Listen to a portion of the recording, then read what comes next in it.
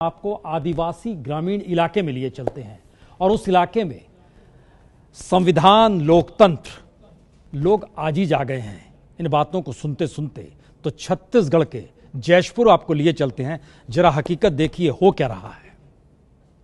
हमारे जो इस क्षेत्र का आज से जो जहाँ पर है, हमारा जमीन, हमारा जंगल, हमारी नदी और इसके नीचे जो भी धन संपत्ति है, खनिज पदार्थ है, वो उस पर सब पर हमारा अधिकार है।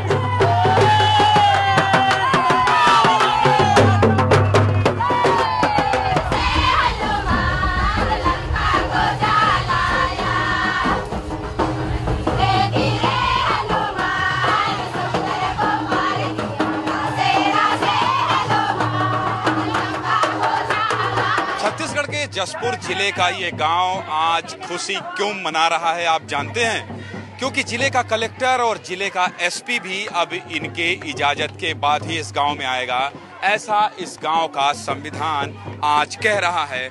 और गांव के जो मुखिया हैं उन्होंने कहा है कि यहाँ की जल जंगल जमीन पर आदिवासियों का कब्जा है, आदिवासियों का अधिकार है।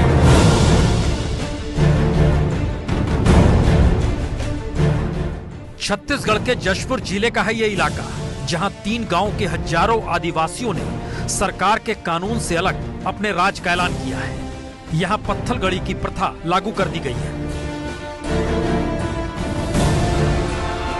प्रथा के बारे में हम आपको आगे बताएं, लेकिन फिलहाल इतना जानिए, यहां बकायदा पत्थर पर लिखकर आदिवासियों ने अपने कानून लिख दिए हैं और इसका उद्घाटन भी किया। और पत्थर पर संविधान का अनुच्छेद भी लिखा है, आईपीसी की धारा भी लिखी है।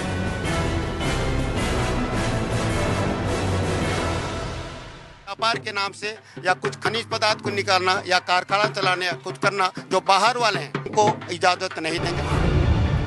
रविवार सुबह 10 बजे 3 गांव में पत्थलगड़ी लागू किया गया। सिहारडांड, भुटुंगा और बछराव 3 गांव में प्रथा लागू हुई। संविधान का हवाला देकर जल, जंगल और जमीन पर पूर्ण अधिकार का ऐलान हुआ। ऐलान यह भी हुआ कि गांव में नेता या मंत्री या अफसर कोई भी हो, उनके लिए गांव में घुसना मना है। एसपी कलेक्टर को भी ग्राम सभा से इजाजत लेकर ही अंदर आना होगा। देखिए, उसके लिए तो संविधान में जो लिखा हुआ है उसका पालन उनको करना होगा कि भाई किसी ग्राम में घुसना है तो वहाँ के सरपंचों से एक चिट्ठी या कोई जो भी हो उनसे संपर्क करना होगा। और किसी के लिए निषेध नहीं है, क्योंकि भाई वो प्रशासन के लोग हैं और किन्हीं को मना नहीं है, वे सरपंच के माध्यम से गांव में प्रवेश कर सकते हैं। इन आदिवासियों ने बता दिया कि अब ये लोग सरकारी दखलंदाजी से आजाद हैं और 3 गांव में ग्राम सभा का ही शासन चलेगा। दीवारों पर बकायदा लिखा गया, न लोकसभा न विधानसभा, सबसे ऊपर ग्राम सभा। न लोकसभा न विधानसभा,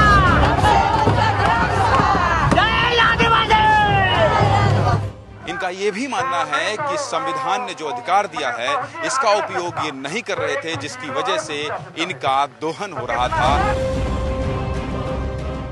तो मतलब साफ है, विकास हुआ नहीं तो आदिवासी गुस्से में है। और पत्थलगड़ी का ऐलान करने वाले जोसेफ ने सरकार को अल्टीमेटम भी दे दिया है कि जितनी जल्दी हो सरकार विकास करके दिखाए। सरकार की जो सुविधा हमारे लिए वो तो हमारे पास आएगी, लेकिन उसके साथ में हम लोग ये बताना चाहते हैं कि ये हमारे पास जो भी सामान है, क्षेत्र है, खनिज पदार्थ है, बाकी जो भी चीजें हैं, उसको भी हम लोग के पास उनको पूछना पड़ेगा कि कैसा करेंगे, क्या करेंगे। यूं पत्थलगड़ी आदिवासियों की पुरानी परंपरा है, जिसके तहत गांव की सीमा तय कर दी जाती है और पत्थलगड़ी परंपरा का इस्तेमाल अवंचित लोगों को गांव के अंदर घुसने से रोकने के लिए किया जाता है। लेकिन अब बदलते दौर में सरकारी बाबू और नेता इन लोगों के लिए अवंचित हो गए हैं।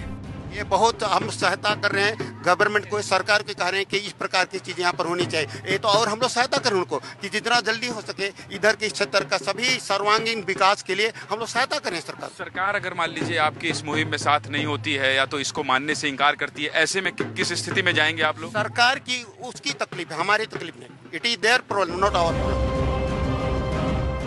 तो आदिवासियों के इस इलाके में सरकार से नाराजगी के बीच केंद्र सरकार की योजना के नामो निशान नजर भी आते हैं। पीएम मोदी की तस्वीरों के साथ दीनदयाल ग्राम ज्योति योजना का बोर्ड भी लगा है।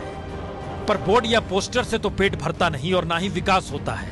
ऐसे में छत्तीसगढ़ के जशपुर इलाके के आदिवासी तब अपना संविधान और अपना कानून बना रहे हैं जिस वक्त लुटियंस की दिल्ली में बहस गर्म है कि संविधान बचाना है, लोकतंत्र खतरे में है।